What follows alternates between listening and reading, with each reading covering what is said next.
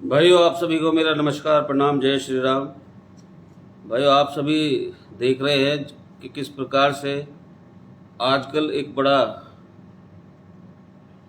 विषय जो चर्चा में चल रहा है, सलमान खान और लॉरेंस बिश्नोई का। तो कहीं ना कहीं मेरे दिमाग में ये बात आ रही थी कई दिनों से कि आखिर बात ऐसी क्या है कि एक हिरन के लिए लॉरेंस बिश्नोई सलमान खान की हत्या करना चाह रहा है। तो इसको देखते हुए मैंने काफ़ी कुछ लर्न किया 2-3 दिन में, और जो लर्न मैंने किया इनके विषय में वो मैं आपको बता रहा हूँ। देखिए, पनवेल तक, पूरे विश्व में पनवेल तक आपने देखा कि ये जो इनके आपस में जो कंट्रोवर्सी चल रही है ये बढ़ती जा रही है, और इस पर अलग अलग लोगों के अलग अलग विचार आने शुरू हुए हैं। लेकिन मैं इन सब बातों को न लेकर मैं इस विषय को न लेकर कि लॉरेंस बिश्नोई और सलमान खान के बीच में जो भी कॉन्स्पिरेसी चल रही है, क्यों चल रही है, मैं आज बिश्नोई समाज के इतिहास के विषय में आपको बताने का प्रयास करता हूँ। आज मैं नेगेटिव नहीं बोलूँगा, पॉजिटिव विषय में बोलूँगा, और आप उसको समझने का प्रयास करना कि सलमान खान से नाराज क्यों हैं, अब उनके खिलाफ जो वो कर रहे हैं सही है या गलत, ये डिसीजन तो कोर्ट का है, इसको तो कोर्ट डिसाइड करेगी, ये तो कोर्ट के हाथ में है। लेकिन मैं आपको आज इसके पीछे कंट्रोवर्सी के जो पीछे का कनेक्शन है, जो पीछे का इतिहास क्या है, वो इतिहास के बारे में बात करूंगा, क्योंकि हमको ये पता करना है कि आखिर विषय इतना गहराई क्या है। तो भाई, जब मैंने शुरुआत की इसको पढ़ने की, तो भाई साहब, लॉरेंस बिश्नोई नहीं अपितु इनकी पूरी कम्युनिटी जो है वो वातावरण को, एनवायरमेंट को बचाने के लिए जानी जाती है, पहचानी जाती है। वर्ल्ड फर्स्ट ये एनवायरमेंटलिस्ट कम्युनिटी है। ये ऐसी कम्युनिटी है जिसके बारे में किसी को जानकारी नहीं है, बहुत कम लोगों को जानकारी होगी। जब मैंने पढ़ा तो मैं दंग रह गया, सन्न रह गया। बिश्नोइयों का इतिहास समझ में आया तो फिर ये समझ में भी आया कि क्रोध में क्यों है, उनका क्रोध भी समझ में आया। जानवर के लिए वो जान भी अपनी दे दें। सबसे पहले उनकी बात करते हैं जिन्होंने बिश्नोई कम्युनिटी की शुरुआत की। वो थे, आपने सुना होगा, गुरु जाम्बेश्वर यूनिवर्सिटी का नाम सभी ने सुना होगा। ये कौन थे गुरु जाम्बेश्वर?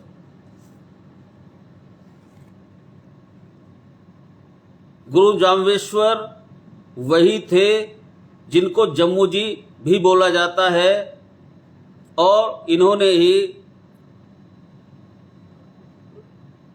बिश्नोई समाज की स्थापना की थी। ये एक बहुत बड़े पर्यावरण के वैज्ञानिक थे, साइंटिस्ट थे। जो बातें साइंटिस्ट बाद में पता लगा पाते थे, ये उससे पहले बता देते थे। अब ये कौन थे? अब इसको ध्यान से सुनना भाई। 28 अगस्त 1451 में इनका जन्म हुआ था राजस्थान में, नागौर जिले में।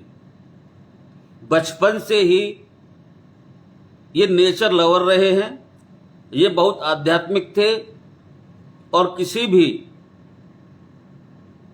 जीव हत्या के प्रति लोगों को बहुत बहुत बहुत बहुत ज्यादा जागरूक करने का ये कार्य में लगे हुए थे। और देखिए, ओजोन सेफ्टी की जो बातें हमें डेंजरियस सनरेज के से बचाती हैं, पॉल्यूशन के कारण ये लेयर खत्म होती है। क्या आप जानते हैं ओजोन लेयर को कि यदि ओजोन लेयर अगर बढ़े, इसका प्रभाव बढ़े तो क्या होगा? पहले अगर आप इसका पता करना चाहते हैं कि ओजोन लेयर के बारे में किसने शुरुआत की थी, किसने बताया था, तो आप यदि गूगल खोल के देखेंगे तो वहां पर दिखाया जाएगा फ्रेंच फ्राइसिस और चार्ल्स रेफरल ने 1930 को। लेकिन 550 साल पहले गुरु जागवेश्वर जी ने बता दिया था। उन्होंने क्या कहा था? मोरे धरती ध्यान वनस्पति, मोरे धरती ध्यान वनस्पति, औजू मंडल छायो, औजू मंडल छायो।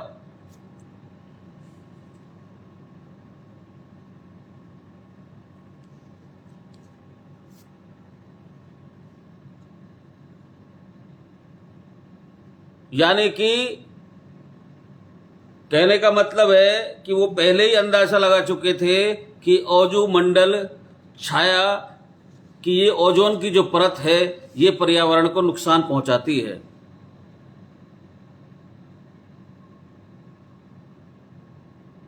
इसलिए धरती का पहला पर्यावरण वैज्ञानिक इनको कहते हैं। बहुत सारी बातें इन्होंने पहले ही बता दी थी। गुरु जागवेश्वर, इनके जीवन में इन्होंने 29 संस्कार दिए हैं अपने समाज के लिए। इसलिए इनको 20 + 9 बराबर 29 समाज इनका नाम रख, समाज पर इस पर पड़ा है नाम, इस समाज कम्युनिटी का 29 मतलब 29।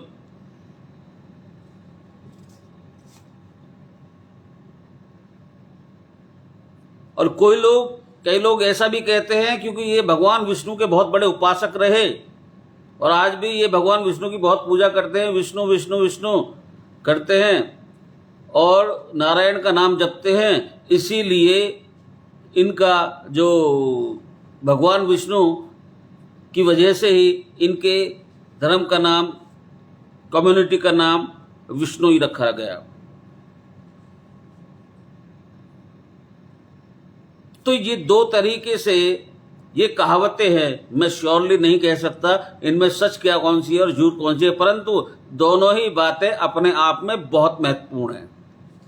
चाहे 29 वाला हिसाब उस तरीके से देख लीजिए 20-9, या भगवान विष्णु की तरफ से देख लीजिए, दोनों तरफ से बहुत बड़े आस्था के प्रतीक है।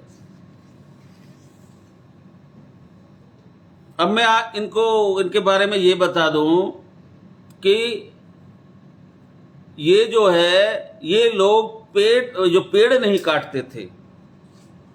इनके समुदाय में कभी भी पेड़ को काटा नहीं जाता था।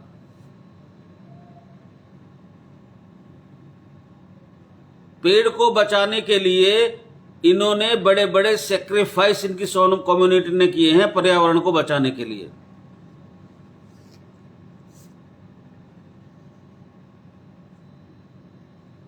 अपनी गर्दनें उन्होंने कटवा डाली हैं, अपने पेट धड़ से अलग करवा दिए हैं, अपने शरीर को, अपने हाथों को, मतलब मरने के लिए तैयार हो जाते हैं ये सेकंडों में। विष्णुइयों ने अपनी जान दे दी कि हम पेड़ नहीं काटने देंगे। विष्णुइयों के बारे में कोई नहीं जानता कि उनका जो कम्युनिटी है वो एक प्रकार से बहुत विचित्र है। आज आप जानेंगे और मैं कहूंगा कि आप खुद भी जानें और लोगों को भी बताएं। उनके यहाँ पर प्रत्येक प्राणी पर दया भावना रखना, इस तरह के उनके जो वचन थे गुरु जी के, जो इनके गुरु जी के हिसाब से प्राणी मतलब इंसान नहीं, उसमें जानवर भी थे। अगर किसी जानवर की मां मर जाती है, आज भी किसी हिरन की यदि मां मर गई, वो छोटा है, तो विष्णु समाज की जो स्त्रियां हैं, वो जो स्तनपान मतलब उनके बच्चे छोटे होते हैं, वो उनको दूध पिलाती हैं।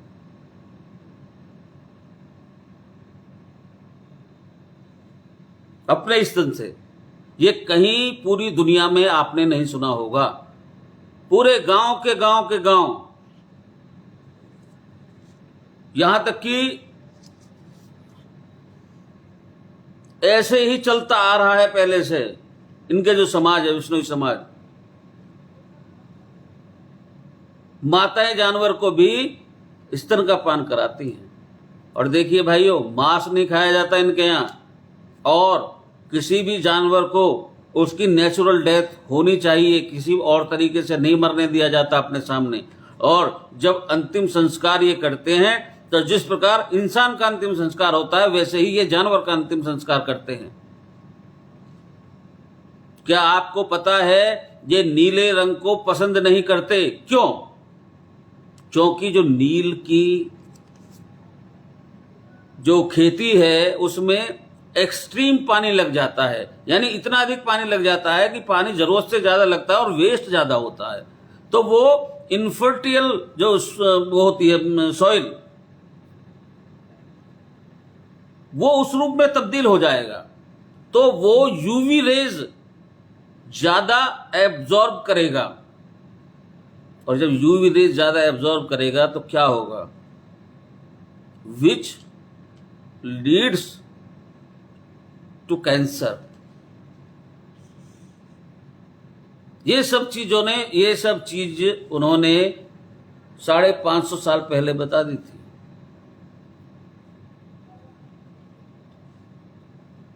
इनके यहां पर एक खेजड़ी का पेड़ होता है, उसको ये भगवान की तरह पूजते हैं। ये सलमान खान और लॉरेंस बिश्नोई की कहानी नहीं है केवल। ये लॉरेंस बिश्नोई क्यों सलमान खान से इतना नाराज है, ये आपको पहले समझना है। प्रत्येक व्यक्ति को समझना चाहिए। जो खोजली होता है, उसको तुलसी के बराबर या पीपल के बराबर का स्थान दिया गया है, इनके यहां पर माना जाता है। खेजड़ी की जो पत्तियां होती हैं, उनसे बकरियों और ऊंट का खाना बन जाता है। और उनके जो फूल होते हैं मीजर, और फल से सांगरी, उसकी सब्जी और अचार बन जाता है। और जो फल होता है वह सूखने के बाद सूखा मेवा बन जाता है, जो कि मेडिकल ट्रीटमेंट में मेडिकल दवाइयों का काम करता है। खेजड़ी का पेड़ एक अलग ही प्रकार का पेड़ होता है। उसकी लकड़ी से फर्नीचर बनते हैं, और उसकी जड़ें इतनी ज्यादा मजबूत होती हैं कि उनके हल बनते हैं। राजस्थान में इकलौता पेड़ है जो मई और जून की गर्मी में भी हरा भरा रहता है। उसको रेत के अंदर पानी की जरूरत नहीं होती।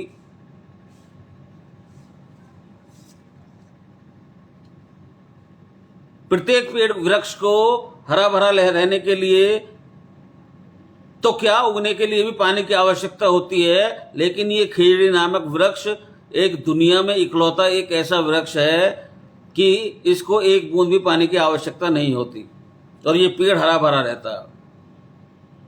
खेजड़ी का जो पेड़ होता है, उसमें उसका वृद्ध इतना आकार होता है कि उसकी छांव में पौधे और अनाज उगाए जाते हैं। मदद करता है वो पेड़।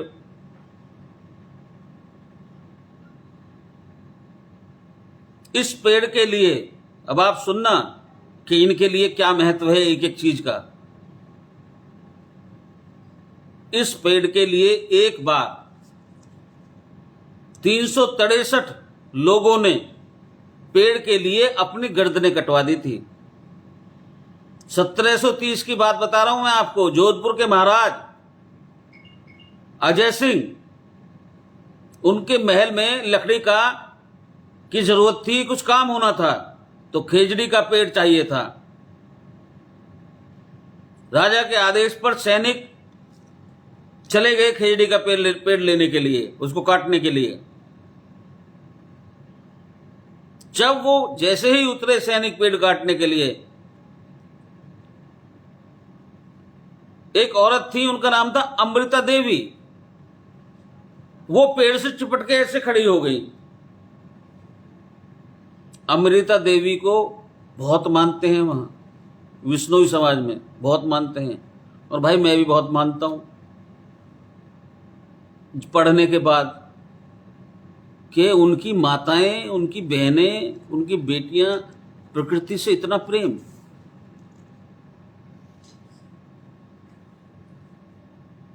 मैंने पढ़ा, मैं खुद कई चीजें आश्चर्य की ऐसी निकल के आई हैं इसमें, जो बिल्कुल माइंड सेट से बाहर रहे हैं, जिनके विषय में कभी सोचा नहीं जा सकता। कितनी महानतम चीजें हैं ये। अब वो जाके चिपट गए पेड़ से, कहती हैं कि पहले मेरी गर्दन काटो, उसके बाद मैं पेड़ काटने दूंगी। उसकी गर्दन काट दी। फिर उसकी तीनों बेटी आकर के खड़ी हो गई, उन तीनों बेटियों की भी गर्दन काट दी। फिर उसका पति आकर के खड़ा हो गया, उसके पति की भी गर्दन काट दी। इसी तरीके से 1 to 1 करके 363 लोगों की जो है, लोगों ने अपनी गर्दनें कटवाई। किसके लिए? केवल एक पेड़ के लिए, कि एक पेड़ न कटे। ये चिपकू आंदोलन जो शुरू हुआ है, ये बाद में शुरू हुआ है, 1973 में चिपकू आंदोलन हुआ शुरू। ऐसे ही ये चिपकू आंदोलन फेमस नहीं हुआ, ये अमृता देवी जी के इंस्पिरेशन पर था चिपकू आंदोलन। गवर्नमेंट ने, सरकार ने अमृता देवी विश्नोई वाइल्ड लाइफ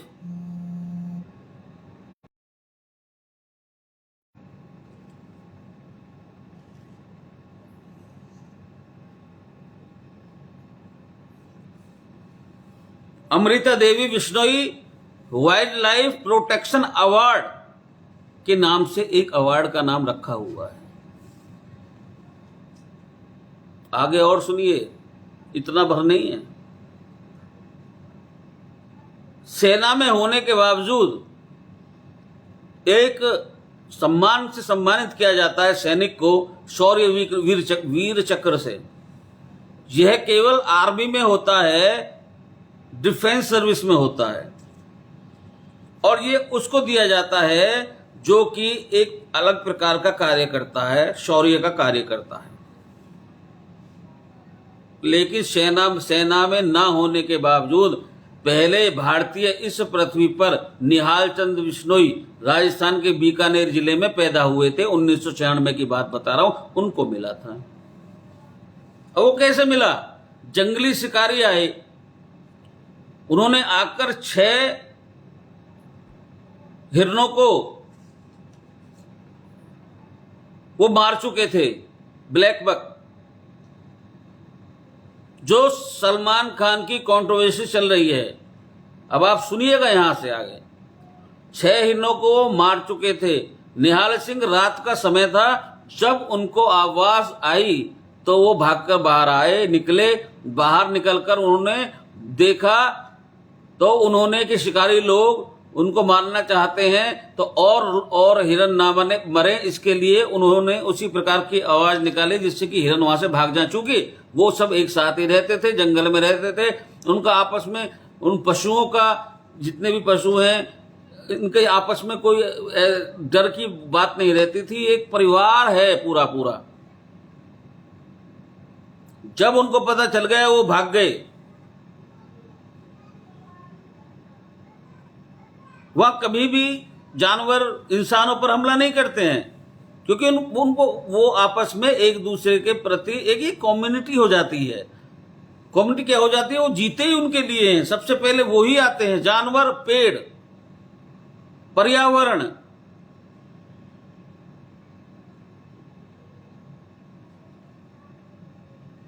जब सारे जो वहां से क्या नाम है, जब सारे हिरन वहां से भाग गए तो सुबह को 7 लाशें मिली।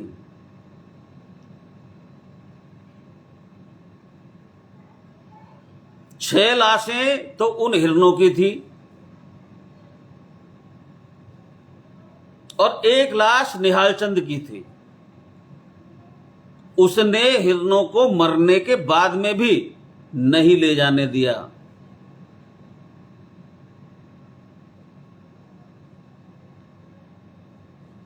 उनकी लाश तक को नहीं ले जाने दिया। खुद मर गया, गोली खा ली, लेकिन ले जाने नहीं दिया।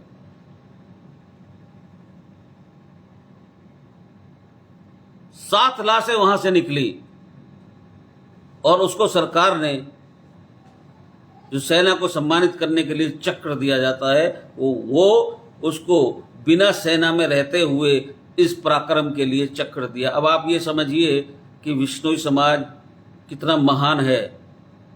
और जब उनके यहाँ पर किसी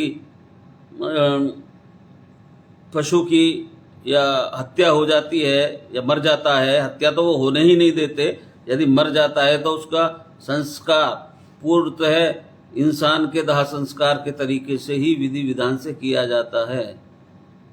अभी मैंने इसमें आपको जितना मैं पढ़ पाया हूं भैया उतना बताया। अभी इसमें बहुत वृद्ध स्वरूप है इसका विष्णु समाज का, और मैं इसके सामने वास्तविकता में ईमानदारी से बता रहा हूं, ऐसा मैंने पहले कोई न धर्म कभी सुना और न मेरी स्मृति में कभी आया कि ऐसा हो भी सकता है।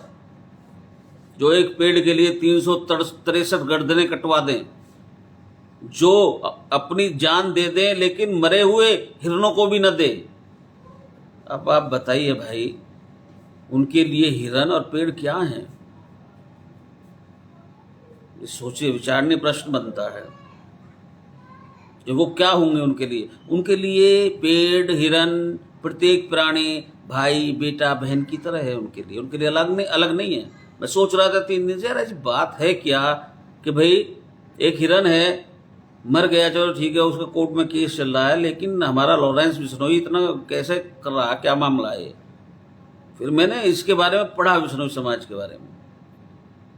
अभी मैं यहीं तक ढंग से पढ़ पाया हूं, अभी बहुत बचा है।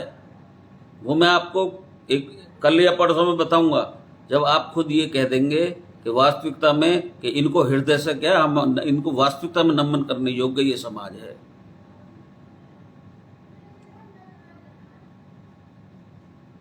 तो कभी भी किसी को भी गलत कह देना एकदम से ठीक नहीं है। पहले उसकी गहराई में अवश्य जाना चाहिए। मुझे अजीब लगा, कुछ न कुछ मुझे डाउट लगा, मैं गया अंदर, मैंने कहा क्या मामला है भाई। और जो मैंने देखा, मैं सन्न हूं, अब तक आश्चर्य में हूं।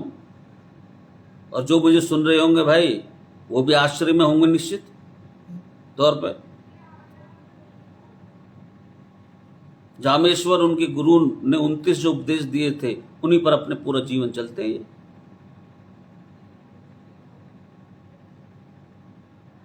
वैसे आजकल लोग मुझे कम देख रहे हैं भाई, क्योंकि मेरे उसमें आवाज में कमी होगी क्या? भगवान की ज्यादा भक्ति मैंने कम कर दी है, तो अब ओज नहीं रहा क्या मेरी आवाज में? आजकल आप कम सुन रहे हो यार। मुझे एक बात क्या है, चलो कोई बात नहीं, पर मैं आपको जो है फिर इसका जो बचा हुआ है अभी, मैं इसको महानतम समुदाय मानता हूं। क्योंकि अपने से दुनिया प्रेम करती है, लेकिन जो प्रकृति के प्रति प्रेम करता है, यानी कि भगवान श्री कृष्ण के सिद्धांतों पर चलता है, जो गीता में भगवान श्री कृष्ण ने प्रकृति के बारे में कहा है, उनके जो सिद्धांतों पर चलता है, वो है विष्णु धर्म। प्रकृति के बारे में बहुत एक, मैं समझता हूं आधा सा चैप्टर, पूरा एक अध्याय केवल और केवल प्रकृति के विषय में ही उन्होंने बोला है भगवान श्री कृष्ण ने। प्रकृति, ये जो मतलब उसमें रहने वाले जंगलों में जानवर, ये शेर क्यों मंगाए थे? अभी कुछ दिन पहले प्रधानमंत्री जी ने कुछ शेर मंगाए थे बाहर से। क्यों मंगाए थे? क्योंकि वो प्रकृति को बैलेंस करने के लिए बहुत आवश्यक है। आज चील और बाज खत्म से हो गए हैं। आपने देखा होगा, हमें याद है बचपन में छोटे थे तो ऊपर उड़ते रहते थे। उसका भी बहुत बड़ा दुष्प्रभाव है इस प्रकृति के ऊपर। जय श्री राम।